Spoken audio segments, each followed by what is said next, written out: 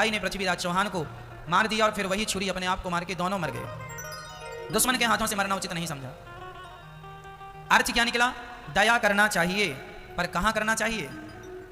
कहां मेरी मां? आतंकवादियों पर दया ना करो। हमारी सेना, हमारे जवानों के ऊपर जो पत्थर फेंकते हैं ना लोग, ये लोग दया के अधिकारी बिल्कुल नहीं है। इन पर दया नहीं करनी चाहिए।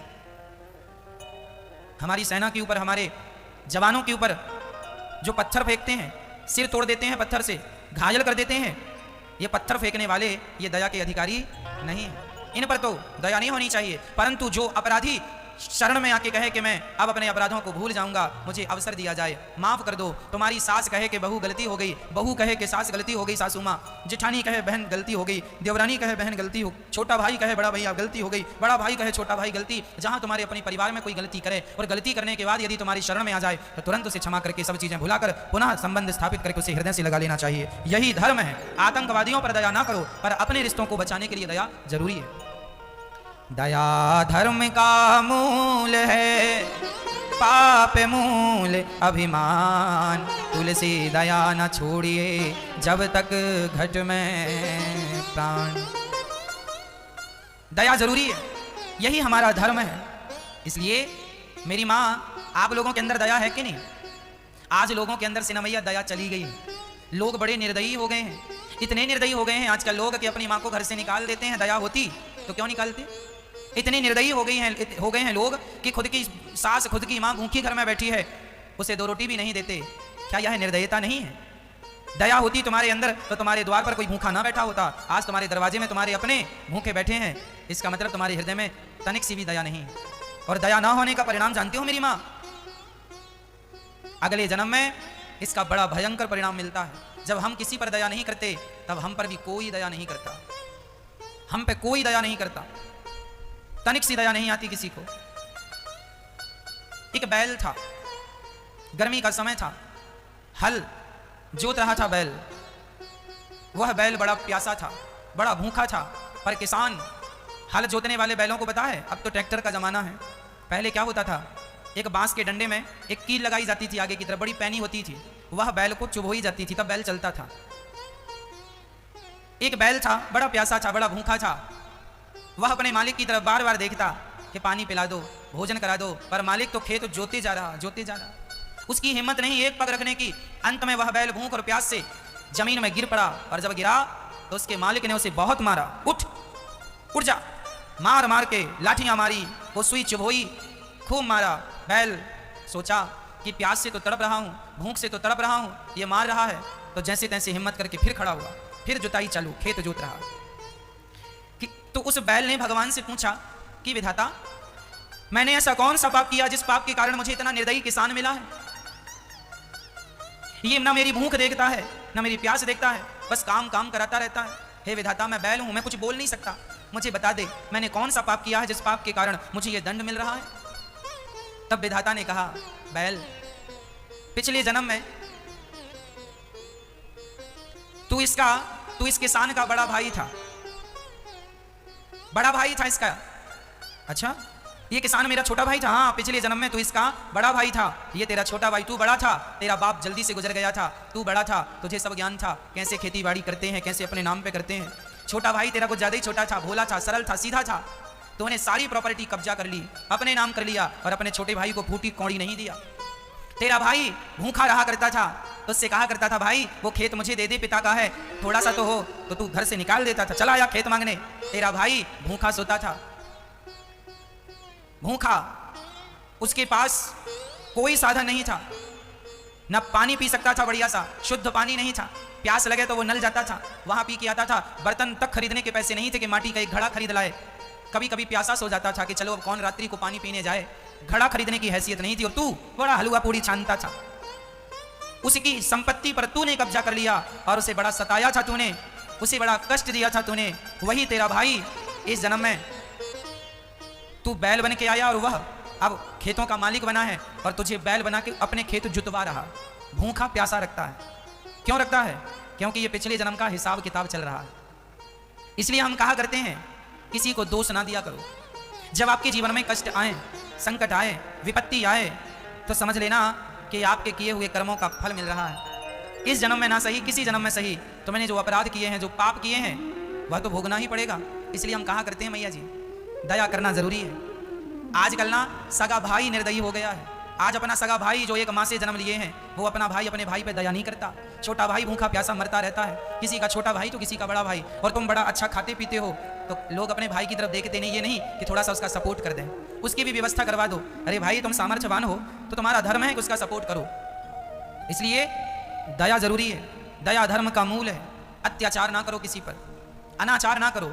तुमने व्यर्थ में, ध्यान से सुनना मेरी माँ, तुमने फिजूल में व्यर्थ में किसी के गाल में एक थप्पड़ भी मारा होगा ना, तो उस एक थप्पड़ का हिसाब ईश्वर की डायरी में नोट है कि तुमने मारा है, अब तुम्हें भी किसी प्रकार वो पड़ेगा, किसी और के द्वारा तुम्हें पड़ेगा। तुमने किसी को गाली दी ना फिजूल में, किसी का दिल दुखाया है ना, कुछ भी नष्ट नहीं होता मेरी माँ। आपको लगता हम तो बोल गए खत्म करो ना, कुछ भी खत्म नहीं होता। शब्द कभी नष्ट नहीं होते। हमने जो शब्द कह दिए वो ब्रह्मांड में गूंजते रहते हैं। शब्द कभी नष्ट नहीं होता, याद रखना। होता है जैसे पानी कभी नष्ट नहीं होता। पानी आपने स्नान कर लिया, स्नान का पानी जाके नाले में, बड़ी नदी में, नदी समुद्र में, वो नष्ट नहीं हुआ। यदि पानी तुमने धूप में रख दिया तो भाप बन के उड़ गया, नष्ट नहीं हुआ, वो वाष्पीकरण हो गया, वो फिर बरसेगा। जैसे पानी कभी नष्ट नहीं होता, उसका विनाश होता ही नहीं, हाँ या ना। उसी तरह तुम्हारे शब्दों का, तुम्हारे व्यवहार का, तुम्हारे अच्छे और बुरे कर्मों का कभी नाश नहीं होता, वो भोगने पड़ते हैं। नाश तब हो सकता है जब आप पूर्ण रूप से अपने आप को भगवान के चरणों में समर्पित कर देंगे। जब आप अपने आप को भगवान के चरणों में समर्पित करेंगे तो आपके पाप पुण्य भी भगवान के चरणों में जाके नष्ट हो जाएंगे और आपका मोक्ष हो जाएगा। पाप पुण्य की जो बेड़ियां हैं, उन बेड़ियों से, उन बंधनों से यदि मुक्त होना चाहते हैं तो आज ही अभी अपने आप को भगवान के चरणों में समर्पित कर दो। एक सांप था, सांप, सर्प। आपको पता है सर्प को यदि चोट लग जाए और उसके शरीर से रक्त निकल जाए, खून निकल आए, तो उसके शरीर में चींटियां लग जाती हैं। पता है आपको? यदि सांप को कोई चोट लग जाए ना, थोड़ी सी भी खरोंच लग जाए, खून आ जाए, तो सांप को चींटियां लग जाती हैं।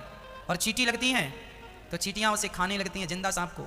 सांप बहुत कोशिश करता है चींटियों को झड़ाने की, झड़ा नहीं पाता। एक सांप था, बूढ़ा हो गया था। एक बार किसी ने पत्थर फेंका तो वो सांप को लगा, और सांप को लगने से वो सांप को घाव हो गया। घाव होने से सांप एक तो बूढ़ा हो गया, ज़्यादा तेज चल नहीं पाता, और घाव और हो गया। तब सांप को बहुत सारी चींटियां लगने लगी, और चींटियां लगी ना तो सांप तड़पने लगा। वो बार बार मुंह से अपने चींटियों को झड़ाए, पर कितनी झड़ाए चींटियां, तो चींटियां बहुत सारी हैं। चींटियों ने उसको जिंदा खाना शुरू कर दिया, तड़प रहा था। तब वहां से एक संत निकल रहे थे। संत ने देखा कि सांप को चींटियां खा रही हैं, तो सांप ने संत जी से हाथ जोड़कर कहा, संत जी ये बगल में पत्थर पड़ा है, जरा उठा के मेरे मुंह में मार दीजिए। संत जी ने कहा, मैं क्यों मारूं महाराज, मुझे मार डालिए, मैं मरना चाहता हूँ। क्यों मरना चाहता है? देखो ना कितनी सारी चींटियां लग गई हैं, ये मुझे जिंदा खा रही हैं, मैं बहुत दर्द में हूँ, बहुत पीड़ा है। एक बार मैं मर जाऊंगा तो कम से कम ये चींटियां मरने के बाद खाएंगी तो तकलीफ नहीं होगी। महाराज बड़ी कृपा होगी, ये पत्थर उठा के मेरे सिर पे मार दो, मार डालो मुझे। संत ने कहा, भैया देख, यदि मैं तुझे मारूंगा तो तू तो मर जाएगा, लेकिन तुझे मारने का पाप मुझे लग जाएगा। मैं क्यों किसी की, आज तक मैंने किसी की हत्या नहीं की, मैं तेरी हत्या करके पाप क्यों सिर पे ला दूं? देख मुझसे अपराध नहीं होगा। तो सांप ने कहा, महात्मा जी आप तो सब जानते हैं, आप मुझे बस इतना बता दो कि आखिर मैंने कौन सा पाप किया था जिस पाप के कारण मुझे ये कष्ट उठाना पड़ रहा है, ये सारी चींटियां मुझे खा रही हैं। कौन हूं मैं? कौन सा मैंने पाप किया था कि ये चींटियां मुझे जिंदा खा रही हैं? तब संत जी ने कहा, बेटा पिछले जन्म में तू नेता था, नेता। जब सरकार समाज की सेवा के लिए, प्रजा के लिए पैसा निकालती थी तो तू गांव का, शहर का सारा पैसा तू ही खा लेता था। लोगों का पैसा, लोगों के नाम का पैसा तू खा लेता था। प्रजा बड़ी दुखी रहा करती थी, तूने लोगों का खून चूस लिया था। वही प्रजा ये चींटियां हैं और वही नेता तू है। तूने इनका खून चूसा था, इस जन्म में ये तेरा खून चूस रही हैं। किए का दंड देर सवेर मिलता जरूर है। ईश्वर के घर देर बहुत हो सकती है पर अंधेर नहीं हो सकती। जैसा किया है वैसा भोग रहा है। इसलिए मेरी माँ तुम ना गलत करना, जमाना कर रहा है करने दो। वो अज्ञानी है, वो ना समझ है, आप तो समझदार हैं, आपको तो ये ज्ञान है। इस दुनिया में कोई भी दुख पाता है तो वह अपने कर्मों के कारण पाता है, सुख पाता है तो आपके अच्छे कर्मों के कारण। आपने किसी जन्म में अच्छे पुण्य किए थे जिसका परिणाम इस जन्म में आप सर्वगुण संपन्न है, अर्थात सुखी हैं। भगवान ने धन भी दिया है, पद भी दिया है, प्रतिष्ठा भी है, सब थोड़ा थोड़ा ईश्वर ने दे रखा है। खाने को रोटी है, पहनने को कपड़े हैं, रहने का घर है, समाज में नाम है, ये सब तुम्हारे पुण्य से मिला है, किसी जन्म के पुण्य से। यदि तुम्हें आज गरीबी मिली है तो ये भी तुम्हारे कर्मों का ही दंड है। तुमने जो पाप किया है उस पाप का फल तुम्हें इस जन्म में गरीबी के रूप में उठाना पड़ रहा है। पर कोई बात नहीं, गरीबी अमीरी जो है जो पिछले जन्म में किया था सो अब मिल रहा है। अब अच्छा करते चलो ताकि अगला अच्छा हो। आज लोग एक एक रोटी को तरस रहे हैं, आज लोग गरीब हैं, दुखी हैं। क्यों? क्योंकि सब अपनी अपनी करनी का फल है, करनी का फल भोग रहे हैं। इसलिए हम कहा करते हैं किसी को दोष ना दिया करो, किसी को दोष देने से कोई फायदा नहीं। हम अपने धर्म का पालन करें, भगवान के चरणों में समर्पण करें और पापों से बचें। किसी भी प्रकार का हमसे पाप ना हो, ना तो निंदा करने का पाप हो, निंदा भी पाप है, चुगली भी पाप है, यहाँ की बातें वहाँ करना, ये लड़ाना फंसाना ये भी पाप है, ज़्यादा गुस्सा करना ये भी पाप है। इन सब चीज़ों से बचो। छोटी सी जिंदगानी है तुम्हारी, प्यार मोहब्बत से क्यों नहीं जी लेते? मर जाओगे, सब धरा रह जाएगा। जिसके लिए लड़ते मरते हो, प्यार के 2 शब्द कह लिया करो, प्यार से मुस्कुराया करो, मदद किया करो, लोगों की सेवा किया करो। ईश्वर ने तुम्हें देने के लायक बनाया है, दो दो दो। कोई तुमसे मांगे कि भैया हमारी बेटी का विवाह है, हम बड़े गरीब हैं, तो तुम्हें देना चाहिए कि नहीं? देना चाहिए, देना चाहिए। पर आज लोग ना, आजकल लोग देते तो हैं पर ब्याज बहुत, 10% लूंगा तब जाके 10,000 और 20,000 दूंगा। क्यों जी? ब्याज बहुत खाने की आदत हो गई तुम्हारी। मैया जी, ब्याज ना खाना कभी। ब्याज खाना, ब्याज केवल सरकार खा सकती है। बैंकों का ब्याज जो हम लोग देते हैं, सरकार तो ब्याज लेती है, राजा को ब्याज ले लेना चाहिए, राजा के लिए दोष नहीं है। पर हम सामान्य जन ब्याज ना खाएं। हम किसी की सेवा करने, आज कोई हमसे कहे महाराज हमारी बेटी का विवाह है, और फलाना व्यक्ति अपने गांव के बड़े आदमी के पास, एक गरीब आदमी गया, भैया जी हमारी बेटी का विवाह है, 4 दिन बाद बारात आनी है, जरा 20,000 की ज़रूरत है, जरा दे दीजिए। बड़े आदमी ने मूँछों में हाथ रखते, क्यों जी 20,000 चाहिए? 10% लूँगा। साहब 10% कहाँ से लाऊंगा? मजदूर आदमी हूँ, गरीब आदमी हूँ। अच्छा तो कोई बात नहीं, 7% दे देना। साहब जरा और कम करो, कमर टूट जाएगी। चल 5%, ठीक है साहब। 20,000 लिया। 20,000 का बेचारा मजदूरी करता करता तुम्हारा कर्जा चुका रहा है। कई बार तो ऐसा हुआ है कि 20,000 लोगों ने दिए और उसने 20,000 दे दिए, फिर भी 20,000 बाकी है। ऐसा होता है। हमने आपसे 20,000 लिए बेटी के विवाह के लिए और हमने आपका 20,000 चुका दिया, फिर भी अभी 20,000 बाकी है। इतना ब्याज अब हमारी हैसियत तो थी नहीं। क्योंकि इसलिए कहा करता हूँ कि जब बेटी का विवाह कोई कराए तो तुम भी अपनी इंसानियत का परिचय दो। आज वो आदमी गरीब है और तुम बड़े आदमी हो, और तुम उसके साथ ऐसा व्यवहार करोगे तो अगले जन्म में ईश्वर उल्टा कर देगा, उसे बड़ा आदमी बना देगा, तुम्हें उसकी जगह खड़ा कर देगा। इसलिए इंसानियत का परिचय दो। पैसा ही पैसा क्या करोगे? बांध के ले जाओगे? अरे किसी के विवाह में तो आप यूं ही अपनी श्रद्धा से दे दो, चल भाई 2-5 हज़ार तो हमारी तरफ से यूं ही ले जा, और ले जा 20,000, पर ब्याज मत देना। जो ले जा रहा मूलधन दे देना, हमें ब्याज नहीं चाहिए। ये इंसानियत। इंसानियत का परिचय कब दोगे? पैसे कमाते रहोगे। इसलिए किसी को सताओ मत, कष्ट मत दो। यदि किसी ने 20,000 आपसे लिए हैं और उसने 20,000 चुका दिए और 5,000 एक्स्ट्रा भी दे दिए, तो भाई अब उसका माफ करो। तुम माफ नहीं करोगे तो ईश्वर तुम्हें माफ नहीं करेगा। जो तुम बड़ा ब्याज खा रहे हो ना, फिर ईश्वर जब अपना ब्याज चालू करेगा तुम चुका पाओगे? हम तो ईश्वर के सब चीजें बिना ब्याज का खा रहे हैं। एक सिलेंडर ऑक्सीजन कितने की आई? अभी कोरोना काल में आप लोगों को रेट पता चला है। एक सिलेंडर ऑक्सीजन कितने का था? बोलो। 50 हज़ार का बिका है एक सिलेंडर। इसी कोरोना काल में लोगों ने खरीदा है। उस सिलेंडर में कितनी ऑक्सीजन होती है? मात्र 10 घंटे की। बड़ा सिलेंडर है तो छोटा है तो 5 घंटे की ऑक्सीजन है। 10 घंटे की ऑक्सीजन, चलो मैं 12 घंटे की बोल रहा हूँ। 12 घंटे की ऑक्सीजन 50,000 की। 50,000 चलो छोड़ो, यदि 12 घंटे की ऑक्सीजन 10,000 की भी लोगों ने खरीदी, 10,000 की, अभी कोरोना काल में 50,000 की बिकी है, पर मैं 50,000 नहीं बोल रहा हूँ, मैं 20,000 10,000 बोल रहा हूँ। यदि 12 घंटे की ऑक्सीजन यदि 12,000 की भी मिली, तो जब से जन्म लिए हो आप तब से कितने घंटे की ऑक्सीजन ले लिए हो? क्या इस ऑक्सीजन का आज तक तुमने कोई मूल्य चुकाया है परमात्मा को? कहाँ से ले रहे हो? डॉक्टर की ऑक्सीजन लेते हो ना तो पैसा देना पड़ता है, और ईश्वर की ले रहे हो, क्या पैसा दिया? कुछ भी नहीं दिया।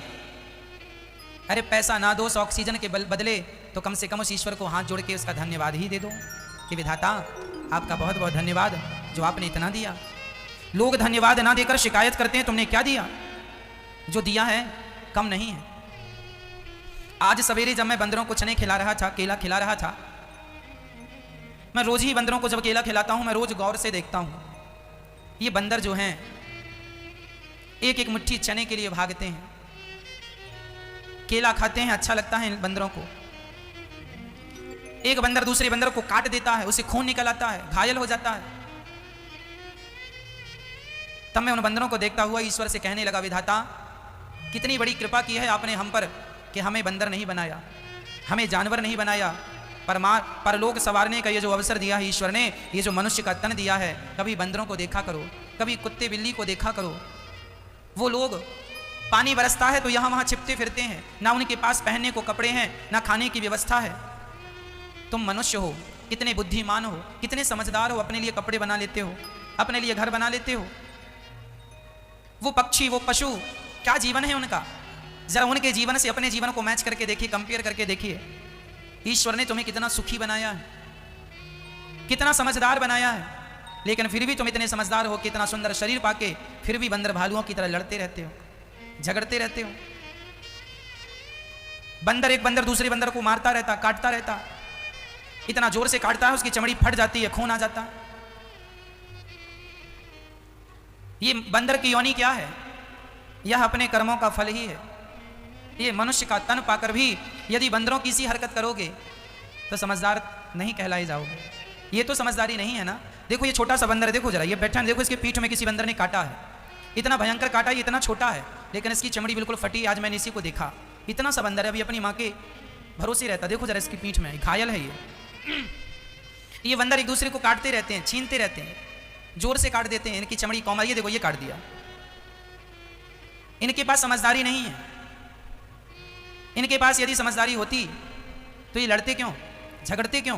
पर आप और हम भी यदि लड़ें झगड़ें तो फिर हम भी बंदर ही तो कहलाएंगे।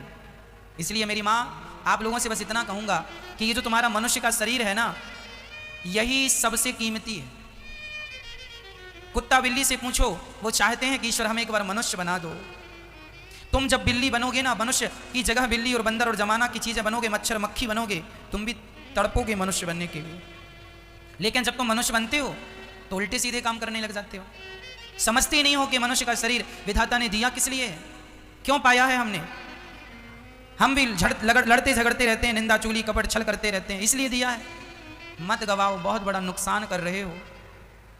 श्री सुखदेव भगवान कहते हैं, राजन सुनो, मनुष्य का धर्म है दया करना। भगवान के 24 अवतारों का वर्णन भागवत जी में है। 24 अवतार, सनकादि सनक सनंदन सनातन सनत कुमार पहला अवतार है, 12 भगवान का दूसरा अवतार है, तीसरा नारद जी का, चौथा नर नारायण, पांचवा कपिल देव जी, छठवां दत्तात्रेय जी, सातवां यज्ञ भगवान, आठवां ऋषभदेव जी, नौवां पृथु भगवान, 10वां मत्स्य भगवान, 11वां कच्छप भगवान, 12वां धनवंतरी भगवान, 13वां मोहिनी भगवान, 14वां नरसिंह भगवान, 15वां वामन, 16 परशुराम जी, 17वें अवतार में व्यास जी, 18वें में राम जी, 19वें में बलराम जी, 21वें में कृष्ण जी, 20वें में कृष्ण जी, 21वें में बुद्धावतार, 22वें में हरि अवतार, 23वें में हंस अवतार और 24वें में कल्कि अवतार होना है विष्णु यश नाम के ब्राह्मण के घर कलयुग के अंत में संबल ग्राम में। ये भगवान के 24 अवतार हैं। 24 अवतार सर्वश्रेष्ठ अवतार ये सभी हैं, पर इनमें भगवान राम और कृष्ण, नरसिंह और वामन, यह सर्वश्रेष्ठ अवतार है। एक बार नारद जी महाराज भ्रमण करते करते बद्रीनाथ जी चले गए। वहां उन्होंने देखा कि व्यास जी बड़ी उदास बैठी थी। व्यास जी की उदासी देखकर नारद जी ने कहा, आप इतने बड़े विद्वान होके उदास हैं? हाँ, मैंने 17 पुराण लिख दिए हैं पर मुझे शांति नहीं। अच्छा, शांति नहीं है, फिर क्या करें, कोई उपाय बताओ। नारद जी ने कहा, आपने 17 पुराण लिखे हैं पर अभी तक आपने भगवान का मधुर मधुर चरित्र नहीं गाया, भगवान की सुंदर सुंदर कथाओं को, लीलाओं को, बाल चरित्र को नहीं गाया। यदि बाल चरित्रों को गाएंगे तो आपको शांति जरूर मिलेगी। नारद जी ने कहा, मैं पिछले जन्म में दासी पुत्र था, संतों की कृपा से मैं ब्रह्मा पुत्र बना। मैया जी, सत्संग बहुत बड़ा परिवर्तन लाता है। कुसंग और सत्संग दोनों में बड़ा अंतर है। कुसंग मिल जाए तो व्यक्ति मिट जाता है और सत्संग मिल जाए तो व्यक्ति बन जाता है। यदि कुसंग मिल जाए तो मंथरा का कुसंग कैकेयी को मिला तो देखो कैकेयी की स्थिति क्या हुई, और विभीषण को हनुमान जी का सत्संग मिल गया तो विभीषण जी की स्थिति क्या हुई। कुसंग और सत्संग दोनों महत्वपूर्ण है। जिसमें हमें कुसंग से बचना है और सत्संग से जुड़ना है। कुसंग रूपी बुराई का परहेज करना है, सत्संग रूपी दवाई का सेवन करना है। नारद जी कहते हैं मैं दासी पुत्र था, सेवा करता था, चरणों को दबाता था संतों के, उसके प्रभाव से देखो मैं ब्रह्मा पुत्र नारद बना। किसके बल से? सेवा के बल से। नारद जी क्या करते थे? संतों की सेवा करते थे, संतों को भोजन कराते थे, संतों के चरण दबाते थे। इसलिए ये दास अनिरुद्ध भी एक ही संकल्प लेके चल रहा, एक ही संकल्प, एक ही नारा, सेवा ही है धर्म हमारा। हमारा धर्म क्या है? सेवा। हमारा धर्म क्या है? सेवा। हम सेवा के सिवा कुछ जानते नहीं। एक ही संकल्प है, एक ही हमारा नारा, सेवा ही धर्म हमारा। इसलिए ये दास अनिरुद्ध, नारद जी ने संतों की सेवा की, इसलिए दास अनिरुद्ध भी संतों की सेवा सवेरे से करता। संतों को भोजन की व्यवस्था, यही सेवा, ये संतों की सेवा है। नारद जी कहते हैं मैंने सेवा की तो मैं ब्रह्मा पुत्र बन गया। अपना प्रमोशन चाहते हो तो सेवाओं से जुड़ जाओ। सेवा करने वाला व्यक्ति भगवान को बहुत प्रिय होता है, भगवान उससे अत्यधिक प्यार करते हैं जो सेवा करता है। इसलिए सेवा करो संतों की, ब्राह्मणों की, बूढ़ी माओं की, अपने माता अपने पिता की, जरूरतमंदों की सेवा करो। ये दास सवेरे से उठकर सोने तक रात्रि को सिर्फ सेवा का काम करता है। इसलिए आपसे भी कहा करता हूं, इन संतों के लिए यहां रोज अन्न क्षेत्र बंटता है, आप भी एक दिन का अन्न क्षेत्र अपनी ओर से बंटवा सकते हैं, सेवाओं से जुड़ सकते हैं। नारद जी को संतों ने मंत्र दिया अष्टाक्षर, और उस मंत्र का जाप करके नारद जी ने कहा मैं अपनी माँ की सेवा करता हुआ, जब मेरी माँ का शरीर पूरा हुआ, मैं माँ का संस्कार करके जंगल जाकर और उस मंत्र का जब जाप किया, उस मंत्र के प्रभाव से मैं दासी पुत्र से ब्रह्मा पुत्र हो गया। किसके प्रभाव से? मेरी माँ। मंत्र के प्रभाव से, सेवा के प्रभाव से। जीवन में सब चीजें जुड़ती हैं। 10वीं क्लास में 6 सब्जेक्ट होते हैं बच्चों के सामने। कितने सब्जेक्ट होते हैं? हम जब पढ़ते थे तब तो 6 थे, अब तो ज्यादा हो सकते हैं, कम ज्यादा हो सकते हैं। हमारे समय पे 6 सब्जेक्ट हुआ करते थे। 6 सब्जेक्टों में अब मैं एक सब्जेक्ट में बड़ा विद्वान हो जाऊं, माना कि साइंस मेरी अच्छी हो जाए, संस्कृत मेरी अच्छी हो जाए, चलो मैं 2 सब्जेक्ट में बड़ा अच्छा हो गया, पर 4 सब्जेक्ट में काम नहीं हुआ तो मैं पास हो जाऊंगा? मेरे 2 सब्जेक्टों में 100 में से 100 नंबर आए और बाकी सब्जेक्टों में 100 में से 10-10 नंबर आए, काम बनेगा? मैया जी 6 सब्जेक्ट में आपको काम करना पड़ता। 100 में से कम 33 तो लाने ही है पास होने के लिए। यदि डिवीजन नहीं बनाना तो पास ही होना, तो कम से कम 100 में से 33 तो चाहिए। हाँ मैया जी, ओ मेरी माँ, सही है, चाहिए, हर सब्जेक्ट में चाहिए। 10वीं पास करने के लिए 6 सब्जेक्ट होते हैं स्टूडेंट के सामने, विद्यार्थी के सामने। 6 सब्जेक्ट में काम करना होता, 6 सब्जेक्ट में अच्छे अंक लाने होते, तब जाके डिवीजन तैयार होता। पास होने के लिए भी 33 तो लाओ। उसी प्रकार भगवान तक पहुंचने के लिए भी 6 सब्जेक्ट हैं। कौन कौन से? पहला सब्जेक्ट है मातृदेवो भव। मां की इतनी सेवा कर लो, इतनी सेवा कर लो कि कम से कम मां की सेवा से तुम्हें 33 नंबर मिल जाए। पहला सब्जेक्ट है गृहस्थी का। क्या मेरी मां? तुम्हारा और तुम्हारे पति दोनों का, तुम दोनों मां की और अपनी सास की इतनी सेवा करो, कम से कम 33 नंबर। और डिवीजन बनाना है, अच्छे पद में जाना है तो फिर ज्यादा नंबर आए। सास की इतनी सेवा करना, मां की इतनी सेवा करना कि कम से कम ईश्वर तुम्हें 33 अंक तो दें। पहला विषय है मातृदेवो भव। दूसरा पितृदेवो भव। दूसरा पिता की सेवा। पिता की इतनी सेवा कर लेना कि कम से कम विधाता 33 नंबर दे दे। मातृदेवो भव, पितृदेवो भव। आचार्य देवो भव। गुरु जी की इतनी सेवा करना कि विधाता कम से कम 33 नंबर दे दे। और अतिथि सेवा, अतिथि देवो भव। अतिथि की इतनी सेवा करना मेरी माँ, इतनी सेवा, घर में कोई भी अतिथि आए बड़ी श्रद्धा से उसका सम्मान करना, मुस्कुराते हुए बात करना, उसे प्रसन्न करना अपने व्यवहार से, यही तुम्हारा गृहस्थ का सबसे बड़ा धर्म है। ये 4 सब्जेक्ट हैं। इन 4 में कम से कम 33 अंक तो चाहिए। और इनके अतिरिक्त 2 सब्जेक्ट और हैं। पहला सब्जेक्ट है सत्य के मार्ग पर चलना। इन सबकी सेवा करते हुए हमें बोलना क्या है? मार्ग कौन सा अपनाना है? सत्य का। सत्य के मार्ग पर ऐसे चलना कि कम से कम उस मार्ग में चलने में कम से कम 33 नंबर तो मिल जाएं। और 33 नंबर पा गए तो ठीक है। ये 5 सब्जेक्ट हो गए। छठवां सब्जेक्ट है राष्ट्र सेवा। छठवां सब्जेक्ट क्या है? राष्ट्र सेवा। अपने देश के लिए कुछ ऐसा कर जाइएगा देश के लिए राम जी जब अयोध्या से गए वनवास, तो अयोध्या की मिट्टी अपने साथ लेके गए थे। जननी जन्म भूमश्च स्वर्गादपि गरीयसी, यदि मेरी माँ का ऋण मेरे सिर पर है, मेरे पिता का ऋण मेरे सिर पर है, तो मेरी मिट्टी का भी तो मेरे ऊपर ऋण है। ये ऋण कब चुकाओगे? ये मिट्टी का ऋण तब चुकता है जब इस मिट्टी के लिए, जब आप सत्य के मार्ग पर चलते हुए अपनी मिट्टी को झुकने नहीं देते। यदि मैं ही गलत करूंगा तो फिर मेरी माटी, मेरी माँ भरोसा किस पर करेगी? अरे बेटा, मैं तेरी भारत माता हूं, मैंने तुझ पर भरोसा किया कि तू भ्रष्टाचार नहीं करेगा, तू अनाचार नहीं करेगा, पर तू भी भ्रष्ट हो गया। अब तू ही बता बेटा, मैं किस पर विश्वास करूं? भ्रष्टाचार करके इस भारत मिट्टी का विश्वास ना तोड़िएगा। ये 6 लोगों की सेवा तुम ऐसे कर लो कि कम से कम 33 नंबर मिल जाएं, और 33 नंबर पा गए सब विषयों में, पास हो जाओगे, भवसागर को पार कर लोगे। और ज्यादा सेवा करोगे तो ईश्वर अपना धाम प्रदान कर देंगे। 10वीं पार करने में भी 6 विषय हैं, और भवसागर पार करने में भी 6 विषय हैं। इसलिए मेरी माँ, गृहस्थ का एक धर्म नहीं होता, ये सब होता है। नारद जी कहते हैं, मैंने अपनी माँ की सेवा की, संतों के संग जाने लगा, माँ ने हाथ पकड़ लिया, मेरी सेवा कौन करेगा? मैं रुक गया और संतों की सेवा में लग गया। संतों की सेवा का फल यह मिला कि मुझे, माँ की सेवा का फल यह मिला कि भगवान में मन लगा, और अंत में भगवत प्राप्ति हुई। माँ की सेवा, संतों की सेवा दोनों ने सफल बना दिया। दासी पुत्र को नारद जी बना दिया। प्रमोशन करना है तो पुण्य कीजिएगा। नारद जी को भगवत प्राप्ति हो गई। श्री नारद जी ने चतुश्लोकी भागवत का उद्बोधन दिया व्यास जी को, और व्यास जी ने 18,000 श्लोकों की रचना की, भागवत जैसा ग्रंथ तैयार किया। भागवत जी कहाँ से शुरू की व्यास जी ने? 17 पुराण लिख जाने के पश्चात 18वां पुराण भागवत।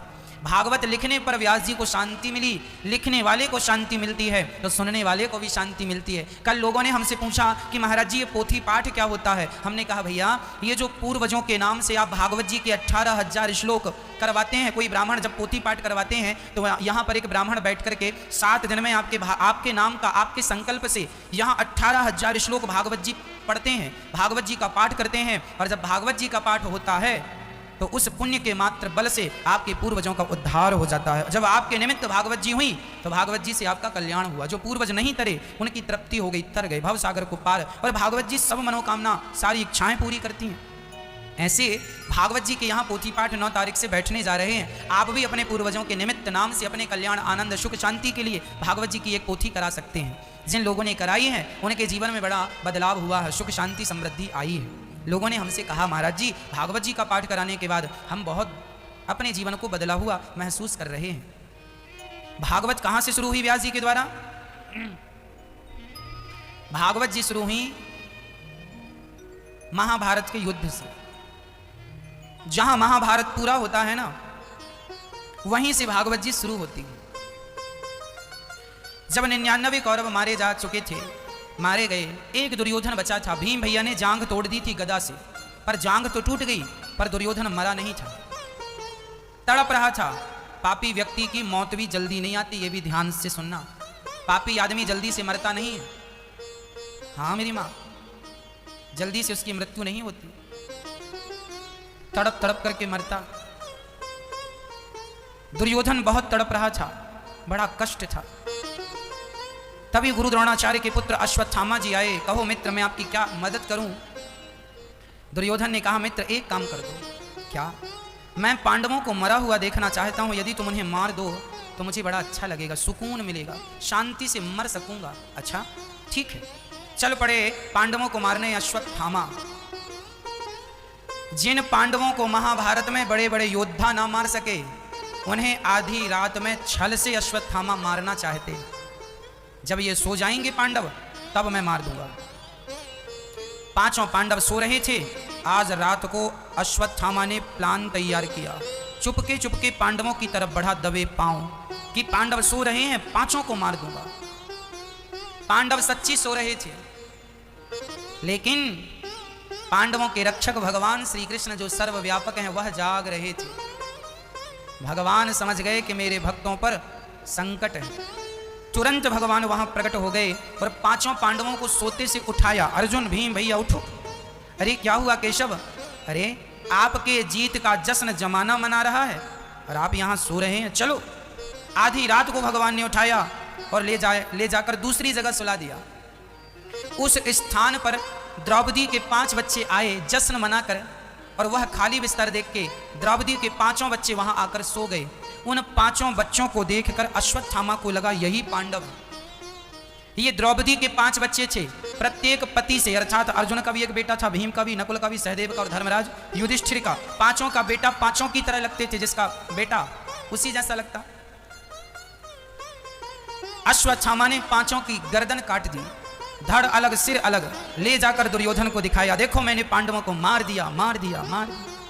दुर्योधन बड़ा प्रसन्न, वाह तुमने सच्ची वो काम कर दिया जो कोई ना कर सका, जरा इनमें भीम का सिर देना, मैं दबा करके अपना क्रोध शांत करूं। भीम का सिर दिया, दबाया तो आसानी से दब गया। दुर्योधन ने कहा मित्र ये भीम नहीं हो सकता, ध्यान से देखा ये पांडव नहीं, ये तो पांडव पुत्र हैं, अबोध बालक हैं, तुमने इन बालकों की निर्मम हत्या कर दी।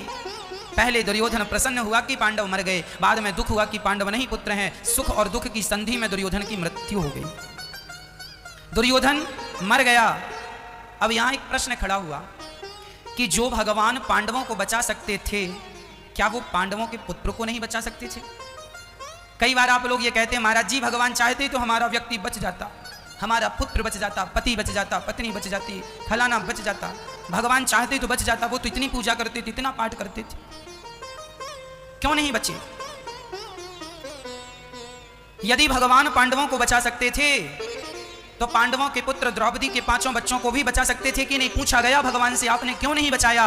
द्रौपदी ने कहा कन्हैया जब मेरे पतियों को बचा सकते हो तो मेरे पुत्रों को क्यों नहीं बचाया? तब भगवान ने कहा द्रौपदी तेरे बच्चों की उम्र इतनी ही थी, तेरे बच्चों की आयु इतनी ही थी, तेरे बच्चों का जन्म केवल इसलिए हुआ था तेरे बच्चे ना मरते तो दुर्योधन कभी ना मरता, क्योंकि दुर्योधन को श्राप था, पहले वो दुखी होगा, पहले वो प्रसन्न होगा और बाद में दुखी होगा, जितना प्रसन्न हुआ उतना दुख जब उससे तुरंत होगा तब उसकी मृत्यु होगी सुख दुख की संधि में। पांडव मर गए ये सुन के दुर्योधन सुखी हुआ, ये पांडव नहीं पुत्र है ये सुन के वो दुखी हो गए, उसी बीच में वह मर गया। तेरे बच्चों की आयु इतनी ही थी, इनका मोह ना कर, ये जाएंगे। आप कहते हैं भगवान मेरी रक्षा करें, महाभारत में भगवान के भांजे मारे गए। भगवान के भांजे का नाम जानते हैं आप लोग? कौन? सगे भांजे, नाम था अभिमन्यु। अभिमन्यु किसके पुत्र हैं? भगवान श्री कृष्ण की बहन का नाम क्या है? सुभद्रा। सुभद्रा के पुत्र कौन है? सुभद्रा किससे ब्याही गई? अर्जुन से। अर्जुन और सुभद्रा के पुत्र कौन हुए? अभिमन्यु। अभिमन्यु महाभारत में मारे गए कि नहीं? जिस समय अभिमन्यु मारे गए उस समय अभिमन्यु की उम्र थी मात्र 19 वर्ष। 19 साल का जवान बेटा किसका मारा गया? अर्जुन का बेटा मर गया। भगवान श्री कृष्ण के सगे भांजे हैं। तुम कहते हो भगवान ने हमारी रक्षा नहीं की, तुम कहते हो भगवान ने हमें नहीं बचाया। भगवान स्वयं के भांजे को ना बचा सके। प्रश्न खड़ा हुआ कि श्याम सुंदर आप तो सबको बचाते हैं, आप तो सबकी जान बचाते हैं, फिर आपने अपने भांजे की जान क्यों नहीं बचाई? तब भगवान ने कहा मेरा भांजा अभिमन्यु, उसका जन्म केवल इसीलिए हुआ था। किस लिए हुआ था? चक्रव्यूह में मरने के लिए। याद रखना मेरी मां, अभिमन्यु यदि ना मरते तो पांडव किसी भी हाल में महाभारत नहीं जीतते। अब आप कहेंगे अभिमन्यु के मरने से पांडवों की जीत का क्या समाचार है? यह मार्मिक प्रसंग है, जरा सुनिएगा। अभिमन्यु, महाभारत का युद्ध जब होने लगा तो नियम बनाए गए थे, कानून बनाया गया था कि एक योद्धा से एक ही योद्धा युद्ध करेगा, एक महारथी से एक ही महारथी युद्ध करेगा। यदि महारथी के हाथ में तलवार धनुष नहीं है तो उस पर कोई प्रहार नहीं करेगा। महारथी अपने रथ से नीचे उतर गया तो उस पर कोई धनुष बाण नहीं चलाएगा। ये नियम किसने बनाए थे? पितामह भीष्म ने। ये महाभारत शुरू होने के पहले महाभारत के नियम थे। एक योद्धा से एक ही योद्धा युद्ध करेगा, ये नियम था कि नहीं? पर जब अभिमन्यु के लिए, जब अर्जुन के लिए गुरु द्रोणाचार्य ने चक्रव्यूह की रचना की और चक्रव्यूह की जब रचना हुई, उस चक्रव्यूह में अर्जुन को फंसाने के लिए चक्रव्यूह बना था, लेकिन फंस कौन गया? अभिमन्यु। और अभिमन्यु जब गया चक्रव्यूह को तोड़ता हुआ अंदर तो चला गया। अभिमन्यु को अंदर जाना तो आता था चक्रव्यूह में, पर चक्रव्यूह से निकलना नहीं आता था। क्योंकि जब अभिमन्यु अपनी मां के गर्भ में थे तब अर्जुन अपनी पत्नी सुभद्रा को ये सब बता रहे थे कि कैसे चक्रव्यूह में जाते हैं। लेकिन जब वो वापस आने की बात अर्जुन बताने लगी तो सुभद्रा को नींद आ गई थी। अभिमन्यु अपने मां के पेट में ही चक्रव्यूह में जाने की विद्या सीख गए थे। आना भी सीख जाते यदि सुभद्रा सोई ना होती तो। अभिमन्यु चले गए और जब महाभारत में अभिमन्यु चक्रव्यूह में गए तो अभिमन्यु से एक योद्धा ने युद्ध नहीं किया, एक साथ 8 महारथियों ने युद्ध किया। दुर्योधन, शकुनी, कर्ण, ऐसे कितने योद्धा और भी थे जिन्होंने उस निहत्थे बालक पर प्रहार किया।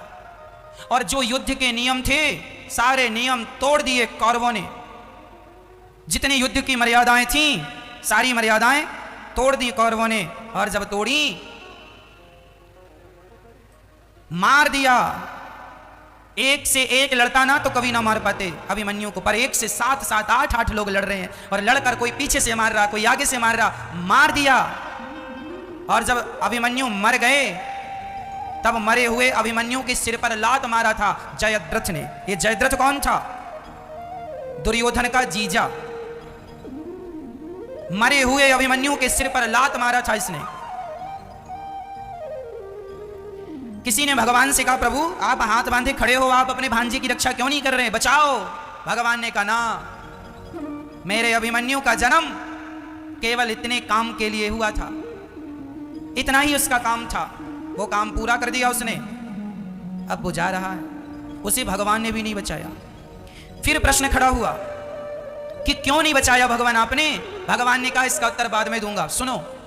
जब कौरवों ने अपनी मर्यादाओं का उल्लंघन किया तब फिर क्या हुआ? दानवीर कर्ण को कैसे मारा गया? छल से मारा गया। जब कर्ण का रथ जमीन में धंस गया था तो कर्ण अपने रथ को उठाने के लिए उतरा था, तब अर्जुन ने बाण मारा।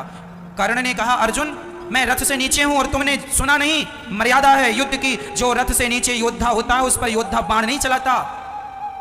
अर्जुन रुक गए। भगवान बोले, अर्जुन रुक मत, कर्ण बड़ा ज्ञान दे रहे हो कि योद्धा यदि रथ से नीचे हो तो उस पर प्रहार नहीं करते। अभिमन्यु भी रथ से नीचे था, तुमने भी प्रहार किया था, तब ज्ञान नहीं था, उसके लिए ज्ञान नहीं था, खुद के लिए ज्ञानी हो गए, हमें ना मारो, हमें ना मारो। उन्होंने जब धर्म का उल्लंघन किया, जब उन्होंने अधर्म किया तो कौरवों को किसी ने नहीं मारा, कौरवों के अपने अधर्म ने उन्हें मार डाला। भर गया है पाप घट पापी के अत्याचार से, और इन पापियों का उद्धार होगा कृष्ण के अवतार से। अर्जुन ने बाण मारा, कर्ण धराशायी हो गए। छल से कर्ण को मारा गया, छल से पितामह भीष्म को मारा गया, छल से गुरु द्रोणाचार्य को मारा गया। गुरु द्रोणाचार्य कभी ना मरते, छल से मारा गया। कहा गया कि अश्वत्थामा मारा गया, जबकि नहीं मरा। युधिष्ठिर ने कह दिया नरोबा कुंजरोबा, हाथी का नाम था अश्वत्थामा, हाथी अश्वत्थामा नाम का हाथी मारा गया और कह दिया गया अश्वत्थामा मारा गया। प्रश्न खड़े हुए, ये पांडवों ने अधर्म का साथ क्यों लिया? इसलिए लिया कि अधर्म का साथ शुरुआत उन्होंने की थी। अधर्म की शुरुआत किसने की? कौरवों ने। और जब तुम अधर्म कर रहे हो तो याद रखना मेरी मां, अधर्मी को अधर्म से मार देना ही धर्म है। अधर्मी को अधर्म से मार देना ही धर्म है। मार दिया। भगवान श्री कृष्ण ने अपने भांजे की रक्षा क्यों नहीं की? इसलिए नहीं की कि यदि वो ना मरते तो इन लोगों को मार पाना संभव नहीं था। इसलिए बलिदान तो देखो देना पड़ता है। और सच्ची बताऊं तो ये संसार ईश्वर की मर्जी से नाच रहा है। मैं यहां कथा सुना रहा हूं अपनी मर्जी से नहीं, श्याम सुंदर की मर्जी से। मैं जो कह रहा हूं अपनी मर्जी से नहीं, अपने श्याम सुंदर की मर्जी से।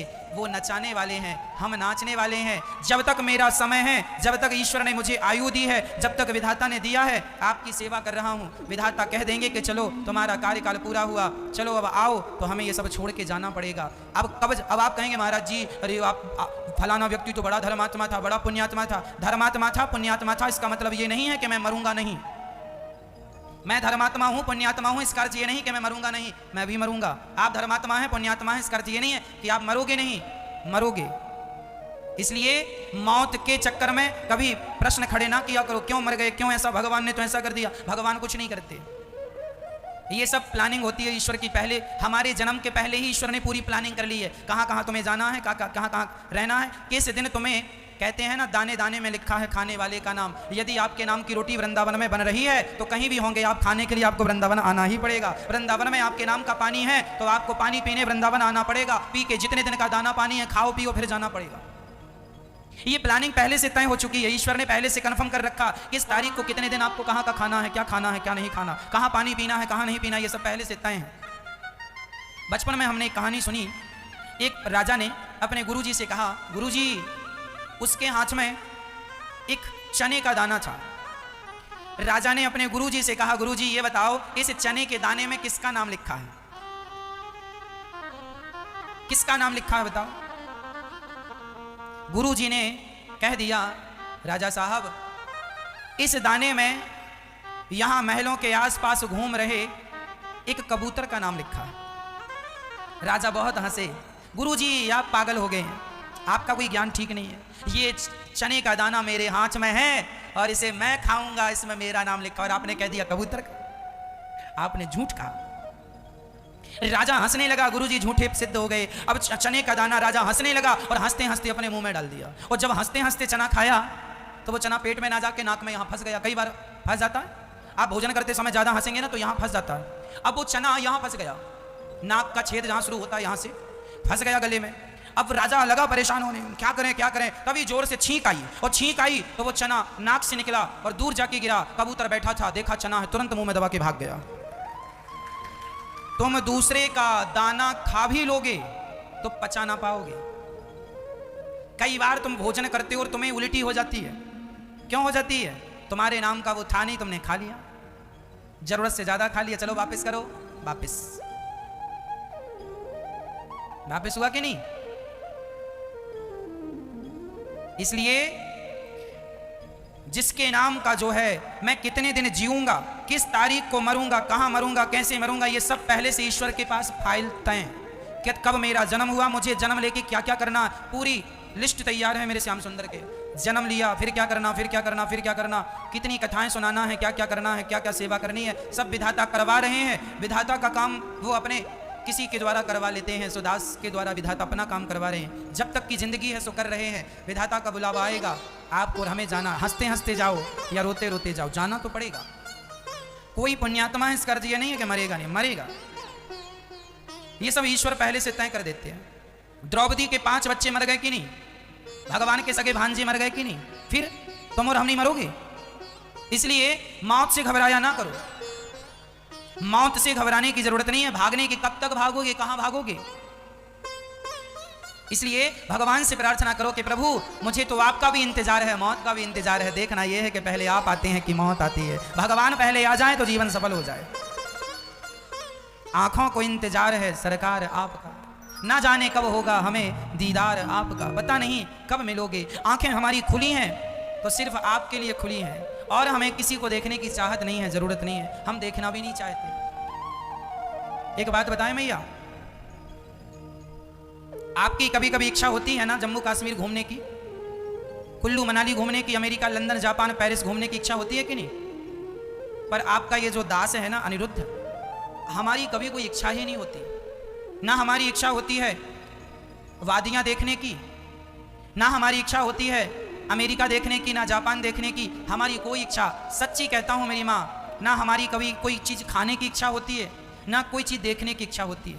पहले होती थी इच्छाएं, जब हम पढ़ते थे ना तब हमें बहुत इच्छाएं होती थी जलेबी खाने की, बहुत सारी खरीद के ले आते थे, खा लेते थे।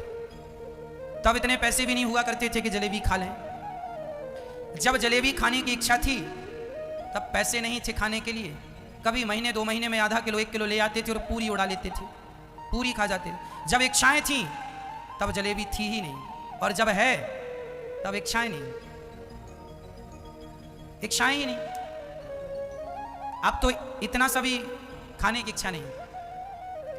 धीरे धीरे सारी इच्छाएं समाप्त कर देनी चाहिए। मेरी कुछ घूमने की भी इच्छा नहीं है कि मैं कुल्लू मनाली जाऊं, कि लंदन जाऊं, कि जापान जाऊं, कि पेरिस जाऊं, कि फलाना, कुछ कोई चीज देखने की इच्छा नहीं है। हाँ, देखने की इच्छा यदि मेरी है तो केवल मैं जगन्नाथ जी को देखना चाहता हूँ। बार बार जब इच्छा होती है तो बिहारी जी को दिखाता हूँ, दर्शन कराता हूँ। विट्ठल भगवान को भी देखने की इच्छा है, रंगनाथ भगवान को भी देखने की इच्छा है, तिरुपति भगवान जी को भी देखने की इच्छा है। बस यही इच्छाएं हैं। इसके अतिरिक्त मेरी कोई इच्छाएं शेष नहीं है, कोई चाहत नहीं, कोई इच्छाएं नहीं है ही नहीं।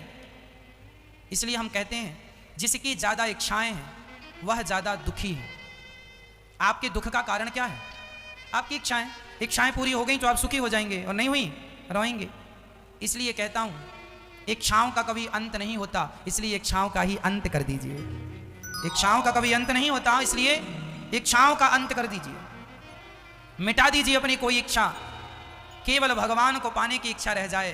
अब मुझे कोई इच्छा नहीं है, कहीं जाने की इच्छा नहीं है। अब तो बिहारी जी की ये धरती, वृंदावन की धरती छोड़ने की भी इच्छा नहीं है। बस यहीं रहते रहते जीवन पूरा हो, बिहारी जी के चरणों में ही अंतिम सांस निकले, यही इच्छा है। भगवान का चिंतन करते करते इतना तो करना स्वामी, जब प्राण तन से निकले, गोविंद नाम लेकर मेरे प्राण तन से निकले। उस वक्त जल्दी आना, नहीं श्याम भूल जाना, मुरली मधुर बजाना, जब प्राण तन से निकले। श्री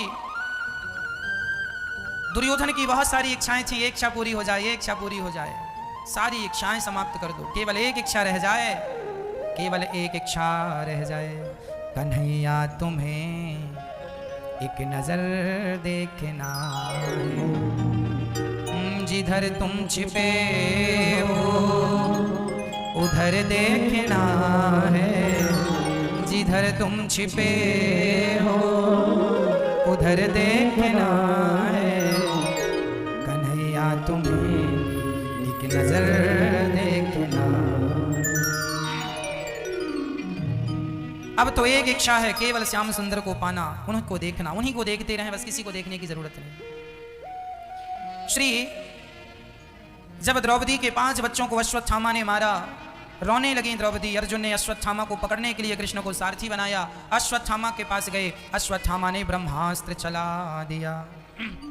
अर्जुन शरण में आकर बोले, श्याम सुंदर कृष्ण कृष्ण महाबाहो, भक्तानां भयं अभयंकरा, त्वमेको दह्यमानानामपि वर्गोऽसि संस्रते। चरणों में गिर पड़े अर्जुन, प्रभु पाई माम, मेरी रक्षा कीजिए।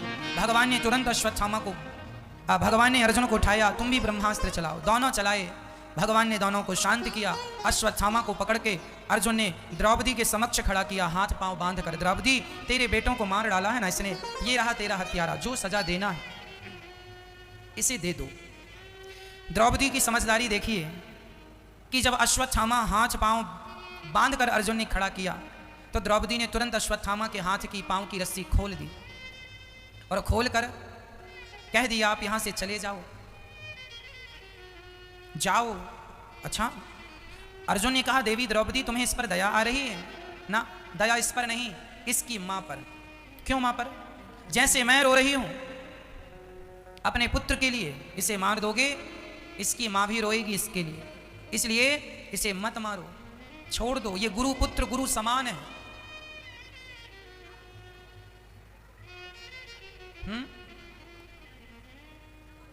गुरु पुत्र है, इसलिए गुरु तुल्य है, इसे मत मारो। द्रौपदी की करुणा, द्रौपदी की दया देखो जरा, दुश्मन पर भी दया है। जिसने 5 बच्चों को मार दिया, उस हत्यारे पर द्रौपदी दया कर रही है, यही तो दया है। क्यों दया कर रही है द्रौपदी? क्योंकि द्रौपदी एक मां है, और मां करुणा की प्रतिमूर्ति होती है। यदि मां के अंदर करुणा नहीं है, मां के अंदर दया नहीं है, तो वह मां कैसी? अच्छा, मां किसे कहते हैं? जिसके अंदर प्रेम हो, जिसके अंदर ममता हो, बच्चों के प्रति प्रेम हो, वही मां है। जिसके अंदर कोई प्रेम ना हो, उसे मां नहीं कहा जा सकता, है ना मैया? आप लोग सिर्फ अपने बच्चों को अपना मानती हो, जबकि दृष्टि ये होनी चाहिए कि सब हमारे ही हैं। हर बच्चे पे हमारा स्नेह हो, हर बच्चे पर हमारा प्रेम हो, किसी से नफरत ना हो, घृणा ना हो, ईर्ष्या ना हो। ये मेरा बेटा है, इससे मैं ज्यादा प्यार करूं, ये जिठानी का, चल तू यहां से चला जा, क्योंकि जिठानी का। आपके अंदर उस बच्चे के प्रति ईर्ष्या है, तो ईश्वर भी आपसे ईर्ष्या, आप मेरे मतलब के नहीं। अर्थात ईश्वर कहेंगे, भगवान तुम्हें किसी के अंदर नफरत है, किसी के प्रति नफरत है, इसलिए तुम मेरे काम के नहीं हो। इसलिए सबके प्रति सम्मान हो, सबके प्रति पुत्र भाव हो। हर लड़की मेरी बहन है या मेरी बेटी है, हर माँ मेरी माँ है, हर पिता मेरा पिता है। सब में मेरापन हो, सब मेरे हैं, कौन पराया है। वसुधैव कुटुंबकम हमारे शास्त्र में सिखाते हैं कि सारा विश्व हमारा परिवार है। मैया आप हमारी कौन हो? बोलो, आप हमारी माँ हो। माँ, ये हमारी ये जो बहनें बैठी हैं ये कौन है? हमारी बहन, हम आपके भाई। मानो तो हम आपके भाई हैं, मानो तो हम आपके पुत्र हैं, और ना मानो कुछ नहीं है। मानो तो मैं गंगा माँ हूँ, ना माने तो बहता पानी। सब मानने की चीज़ें हैं। आज गौरी गोपाल वृद्धाश्रम में 200 माताएं रहती हैं। ये जो माताएं रहती हैं, इन माताओं ने मुझे जन्म तो नहीं दिया, पर मान लिया कि ये मेरा बेटा है। इसलिए ये दास अनिरुद्ध माओं की सेवा करता है। आपसे बस इतनी प्रार्थना है कि आप लोग भी माओं की सेवा में ज़रूर अपने ये हाथ बढ़ाएं। हाँ, यहाँ गौरी गोपाल वृद्धाश्रम में माताएं रहती हैं। ये वही माएँ हैं जिनके बच्चे उन्हें सताते हैं। आज हम आपका परिचय एक माँ से कराएंगे। प्रिय भक्तों, जिस माँ को सहारे की ज़रूरत होती है जब, तब बच्चे अपनी माँ को निकाल देते हैं घर से। जो बच्चे अपनी माँ को निकालते हैं, सेवा नहीं करते, ऐसे बच्चों से हम हाथ जोड़ के कहते हैं, बेटा इस दुनिया में सब कुछ 2 बार मिल सकते हैं, माँ 2 बार नहीं मिल सकती, माँ नहीं मिल सकती। इसलिए इन माँओं की दुआएं ले लीजिएगा। करुणा की मूर्ति होती है माँ। ये दास अनिरुद्ध गौरी गोपाल वृद्धाश्रम में माताएं 200 माताएं लगभग रहती हैं। आश्रम भर गया है। एक बड़ा आश्रम बनाने की ज़रूरत है। एक बड़ा आश्रम बनाने की ज़रूरत है जहाँ 1000 माताएं रह सकें। आप भी इन माँओं के लिए कमरे का सहयोग कर सकते हैं। आप भी इन माँओं के लिए एक कमरा बनवा कर इन माँओं के नाम समर्पित कर सकते हैं, ताकि ये बूढ़ी माएँ आपकी छाया में अपना बचा हुआ समय गुजार सकें। यदि कमरा नहीं बनवा सकते तो एक कमरे की छत आप डलवा सकते हैं। एक छोटा सा सहयोग इन माँओं के सिर पर छाया होगी। ये वही माएँ हैं जिनके सिर पर अब अपनों की छाया नहीं है। यदि आप किसी माँ के सिर पर अपनी ओर से छाया एक छत डलवाते हैं और आपकी छाँव में रह के यदि माँ भजन करेगी, अपना बुढ़ापा गुजारेगी, तो सोचो कितना बड़ा पुण्य हमें मिलेगा। यही तो पुण्य है। पाप तो करने के लिए सारी जिंदगी पड़ी है, ना चाह करके भी पाप कर लेते हैं, पर पुण्य के लिए तो हमें विचार करना पड़ता है। इसलिए विचार कर लीजिए, ईश्वर ने इस पुण्य से जुड़ने के योग्य बनाया है, जुड़ने के योग्य, तो जरूर इन माँओं के लिए एक कमरे का सहयोग या एक छत का सहयोग जरूर कीजिएगा। ये भी नहीं कर सकते तो एक माँ को जीवन भर रोटी देने का संकल्प कीजिएगा। एक वृद्ध माँ को गोद लेकर जीवन भर आप भोजन तो दे ही सकते हैं, ताकि इन माँ को यहाँ आपके नाम की रोटी मिलती रहे। और ये माएँ जब भजन करेंगी आपकी रोटी खाकर, तो कुछ पुण्य तो आप तक भी पहुँचेगा, क्योंकि आपका सहयोग इन माँओं तक पहुँचता है। हम जब अपने ये हाथ बढ़ाते हैं ना, एक हाथ बढ़ाएं तो ईश्वर हमारे लिए ना जाने कितने हाथ बढ़ाते हैं। इसलिए हम आपका परिचय को माँ से कराते हैं। मैया जी, कहाँ से आई हैं आप? महाराष्ट्र से। महाराष्ट्र से आई हैं मैया जी। कौन सा गांव है? अमरावती जिला धमन गांव। अमरावती के पास धवन गांव। धमन गांव, अमरावती, महाराष्ट्र। कितने बच्चे हैं मैया जी? 3 लड़की है। 3 लड़की। बेटे आपके? बेटे नहीं है। बेटे अब नहीं है या पहले थे, ऐसा क्या? थे, खत्म हो गए। 2 बेटे? 2 बेटे खत्म हो गए, पति भी नहीं है। 2 बेटे थे, अब नहीं है। बेटी कितनी है आपकी? 3 है। 3 बेटी। तो बेटियों ने नहीं कहा कि माँ आ जाओ हम सेवा करेंगे आपकी? कोई इनकार कर दिया, नहीं रखते, बोले ठीक अभी तक अब नहीं रख सकते, बोले हमारे पास जगह नहीं है, बोले हमारे पास कहीं भी जा, बोले हम नहीं रख सकते, बोले। अभी तक माँ अपनी बेटियों के पास थी, पर बेटियों ने भी अब कह दिया हमारे पास जगह नहीं, आप कहीं भी जाओ। बेटों का सहारा माँ को तो नहीं ही मिलता, लगभग जिनको नहीं मिलता हम उनका कह रहे हैं, पर बेटी का सहारा तो मिलता था, पर माँ को तो बेटियों का भी सहारा नहीं मिला। बेटियों ने भी कह दिया जाओ जहाँ मन करे। बेटियों ने भी स्वीकार नहीं किया। 2 बेटे थे मैया के, अब धरती पर नहीं हैं। 3 बेटियाँ हैं, पर वो बेटियाँ सेवा करने को तैयार नहीं हैं। यदि अब माँ के पास कोई सहारा नहीं, कोई रास्ता नहीं, तो आओ आप जितनी बहनें यहाँ बैठी हैं, माताएँ बैठी हैं, जितने लोग सुन रहे हैं, आओ हम सभी माँ की बेटी और माँ का बेटा बन के माँ की सेवा का संकल्प लें। माँ, अब आपकी 3 बेटी नहीं मैया, देखो जितनी ये बेटियां कथा सुन रही हैं सब आपकी बेटियां हैं, जितने बेटे कथा सुन रहे हैं सब आपके हैं। अब पूरा भारतवर्ष आपका बेटा है, आपकी संतान है। हम सब इन माँओं की सेवा करें। हाँ, इन माँओं का आशीर्वाद ईश्वर के आशीर्वाद से कम नहीं है। माँ की बात कभी खाली नहीं जाती, और ये बात तो भगवान से भी, माँ की दुआ कभी खाली नहीं जाती, और ये बात भगवान से भी टाली नहीं जाती। बर्तन मांझ कर 4 बच्चों का पेट भर देती है माँ, और उन 4 बच्चों से एक माँ पाली नहीं जाती, एक माँ पाली नहीं जाती। मैया जी, अब आपके हम सभी बेटे हैं, ये दास अनिरुद्ध आपकी सेवा करेगा। ये हमारे समस्त भारतवासी जो कथा सुन रहे हैं मैया जी, हम सभी आपकी सेवा करेंगे। कहो आप लोग, आप माँ की बेटी बनने को तैयार हैं? आप माँ का बेटा बनने को तैयार हैं? मैया जी तैयार हैं तो हाथ उठाओ। अच्छा, केवल इतने लोग तैयार हैं, बाकी लोग तैयार नहीं हैं? कोई बात नहीं, जितने लोग तैयार हैं उतने ही ठीक है। यदि हम सभी कहते हैं ना मेरी माँ एक एक बूंद जल से घड़ा भर जाता है, उसी प्रकार हम सभी थोड़ा थोड़ा अपना सहयोग करें तो इन माँओं की होंठों पे मुस्कान आ सकती है। इन माँओं के लिए ये दास अनिरुद्ध आपसे यही प्रार्थना करता है कि आप जरूर इन माँओं के बारे में सोचिएगा। आप अपने घर में रहिएगा, पर ये जरूर याद रखिएगा कि आपकी एक माँ वृंदावन रहती है, गौरी गोपाल वृद्धाश्रम में। गौरी गोपाल वृद्धाश्रम में रहने वाली माँ आपकी माँ है, और आपको इन माँ की सेवा के लिए अपने यहाँ हाथ बढ़ाने हैं। मैया जी अब आप यहीं रहिए, ये दास अनिरुद्ध आपकी सेवा करेगा। ये माँ जो अब यहाँ रहती हैं, इन सभी माँओं के लिए हम सभी अपने अपने हाथ बढ़ाएं। और यहाँ सिर्फ माँओं की नहीं, यहाँ स्वयं संतों की सेवा भी हो रही है। संतों की सेवा बड़े प्रेम से चल रही है। 3000 संत रोज भोजन ग्रहण करते हैं, रोज अन्न क्षेत्र यहाँ चलता है। आप भी इन संतों की सेवा के लिए अपने हाथ बढ़ा सकते हैं। एक दिन का अन्न क्षेत्र आप अपनी ओर से बंटवा सकते हैं इन संतों के लिए। ये सभी लोगों को जो रोटियां मिलती हैं, आप सबके सहयोग से मिलती हैं। आप सबकी रोटियां भी वृंदावन पहुंचेंगी, आप सबकी रोटियां भी संतों को प्राप्त होंगी, तो आपको पुण्य तो मिलेगा ही। अन्नदान सबसे श्रेष्ठ दान है। आप अपने मोबाइल पर ये सेवाएं देख सकते हैं। अपने मोबाइल पर यूट्यूब पर अनिरुद्धाचार्य जी डालिए। आपने अभी मोबाइल निकालकर आप यूट्यूब पर अनिरुद्धाचार्य जी डालिए, चैनल को सब्सक्राइब कर लीजिए। आज रात्रि के 8 बजे जो भी आप प्रश्न पूछते हैं, प्रश्नोत्तरी कार्यक्रम लेके हम आपके बीच में आते हैं। इसी यूट्यूब पर आपके प्रश्नों का उत्तर लेके हम आएंगे ठीक 8 बजे रात्रि को। जो भी आप प्रश्न करना चाहें करें, चैनल को सब्सक्राइब कर लें और शेयर करते रहें ताकि और लोग भी कथाओं से जुड़ सकें। आइए, यहाँ जो अन्न क्षेत्र चल रहा है, जहाँ 3000 संत जरूरतमंद लोग रोज भोजन करते हैं, इस अन्नदान से आप अपने आप को जोड़ रहे हैं। ऐसे महान दानवीर महापुरुषों का नाम श्रवण करते हैं, जिन्होंने सावन के महीने में, श्रावण के पवित्र से माह में अपने हाथ को अन्न क्षेत्र से जोड़कर संतों की सेवा से जोड़ के उसे पावन किया है। आइए हम सभी भी अपने हाथ अन्न क्षेत्र से जोड़ें और इन माओं की सेवा से जोड़ें, ताकि हम पर भी ईश्वर की कृपा हो, हम भी देने वाले बने। जब हम देने वाले बनेंगे, हम देंगे तो ईश्वर हमें जरूर देंगे। आपके सहयोग से यहाँ गौरी गोपाल जी की रसोई भी चलती है, जहाँ दिन भर में लगभग 6000 लोग लगभग रोज भोजन करते हैं। ज़्यादा भी हो जाते हैं कभी कभी, तो आप भी एक दिन की रसोई अपनी ओर से बनवा सकते हैं। आइए कुछ महान दानवीर महापुरुषों के नाम श्रवण करते हैं। यहाँ गौदान भी चल रहा है, जहाँ गौ सेवा चल रही, यहाँ गौ सेवा भी चल रही है, जिसमें आप गौदान कर सकते हैं, गौ सेवा से जुड़ सकते हैं। यहाँ पर वृक्षारोपण की सेवा भी चल रही है, और आप तमाम सेवाओं का दवा क्षेत्र भी यहाँ निःशुल्क सबको दवाइयाँ प्रदान की जाती हैं, चिकित्सा चल रही है। इन सभी सेवाओं से अपने आप को कुछ भक्तों ने जोड़ा है। आइए ऐसे महान दानवीर महापुरुषों के लिए भगवान से प्रार्थना करें, विधाता इनके घर में सदा सुख शांति समृद्धि बनी रहे, ताकि ये इसी प्रकार सेवाओं से अपने आप को जोड़े रखें। कन्हैया ने कहा, माँ क्यों?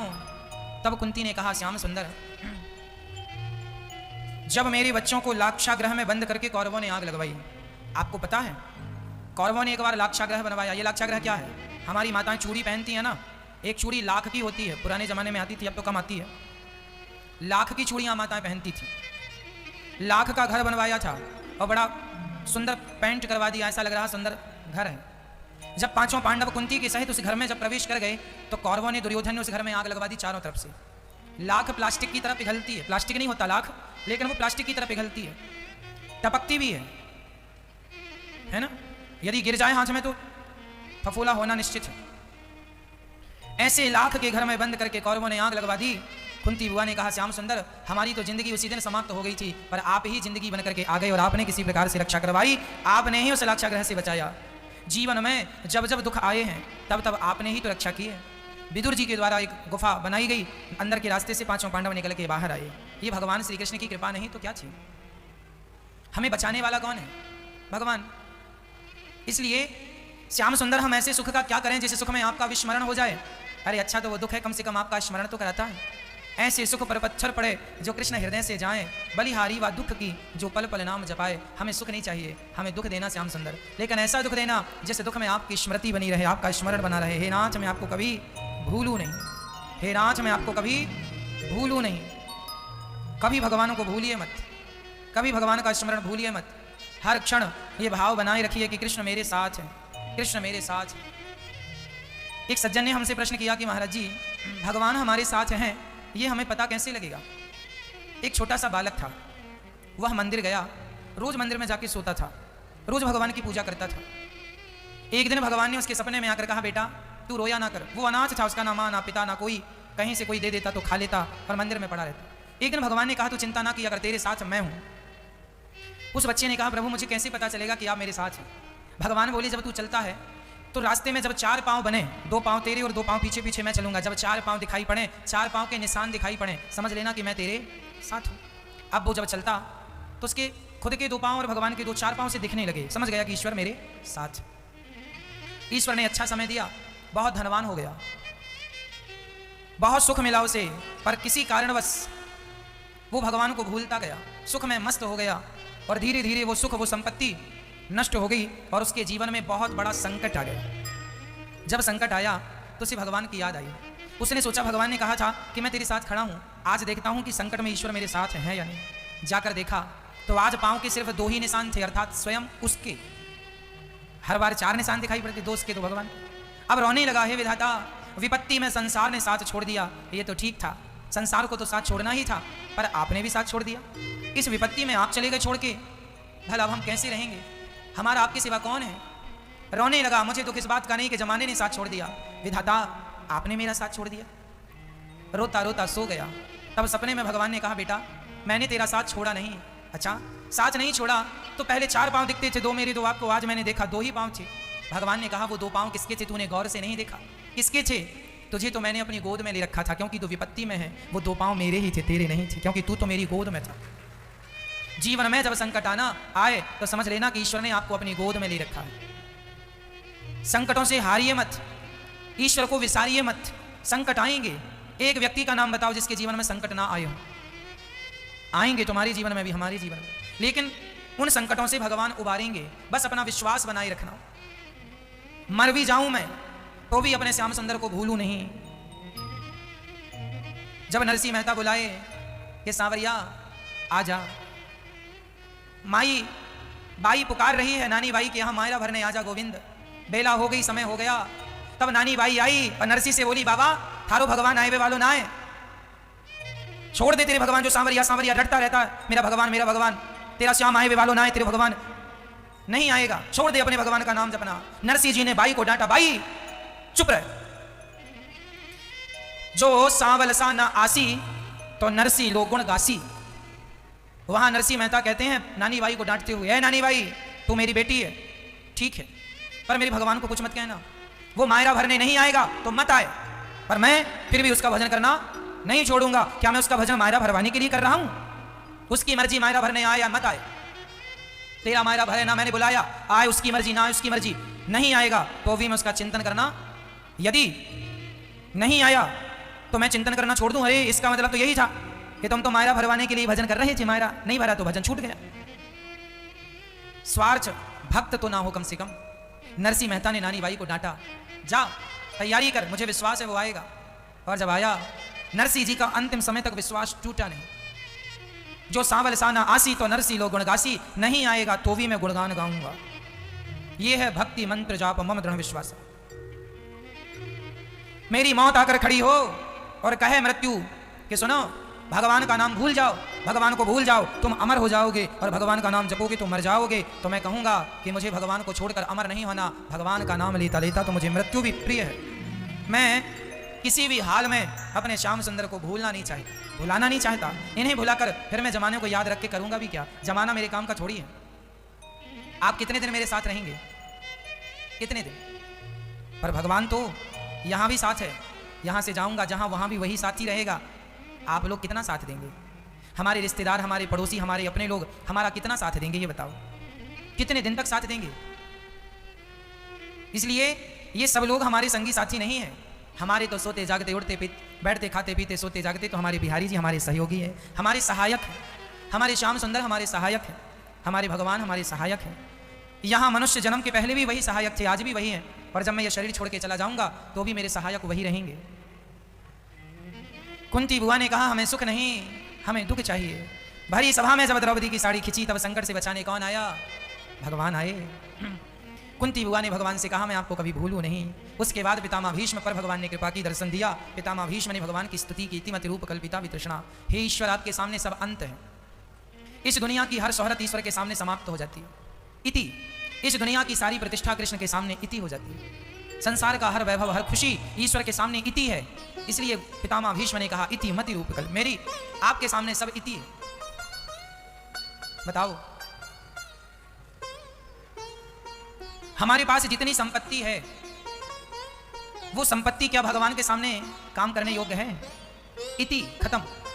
पितामह ने अपनी बुद्धि भगवान के चरणों में समर्पित की और भगवान का पितामह का परम गमन हुआ। शूर उत्तरायण होती, भगवान का द्वारिका में सम्मान हुआ, स्वागत हुआ, परीक्षित का जन्म हुआ, धृतराष्ट्र गांधारी का वन में जाना, युधिष्ठिर का अपसगुन भगवान का धराधाम छोड़ के जाना, 5 पांडवों का स्वर्गारोहण, धर्म गौ पृथ्वी और धर्म का संवाद। कलयुग को रहने के परीक्षित ने 4 कमरे बनवाए, द्यूतम पानम स्त्रियः सूना। कलयुग का पहला ठिकाना जुआ शराब। इस विषय को कल हम विस्तार से समझाएंगे। राजा परीक्षित ने कलयुग को रहने के 4 कमरे बनवाए, 5वां गोल्ड दिया। राजा परीक्षित के सिर पे जो मुकुट था जरासंध का था, उस स्वर्ण पर कलयुग आके बैठ गया। जो गलत ढंग से कमाया धन उसमें कलयुग बैठता, और जो मेहनत की संपत्ति उसमें कृष्ण। राजा परीक्षित की बुद्धि भ्रष्ट हुई, एक संत का अपमान कर दिया, शमीक जी के गले में मरा हुआ सांप डाला, शमीक जी ने श्राप, श्रृंगी जी ने श्राप दे दिया, आज से 7वें दिन तक चक तुम्हें डसेगा, तुम्हारी मृत्यु हो जाएगी। राजा परीक्षित शुकताल में गए, जहां उन्हें सुखदेव भगवान का आगमन हुआ। सुखदेव भगवान के हाथ जोड़ के परीक्षित ने कहा, गुरुदेव जिसे 7 दिन में मरना हो उसे क्या करना चाहिए? सुखदेव जी ने भगवान की चर्चा का उद्बोधन दिया, भगवत चर्चा करो इसी से कल्याण है। क्या क्या कहा इस प्रसंग पर कल चर्चा करेंगे। आइए अपने मोबाइल पर्स सोना चांदी को संभालिएगा, कोई चोर आपके बगल में बैठा हो सकता है जो आपका सोना चांदी या मोबाइल पर्स छीन सकता है या चुरा सकता है, सावधान। आइए आरती करें, भगवत चर्चा कल ध्रुव जी का पावन चरित्र होगा, आप सुनते रहिए कथाओं को।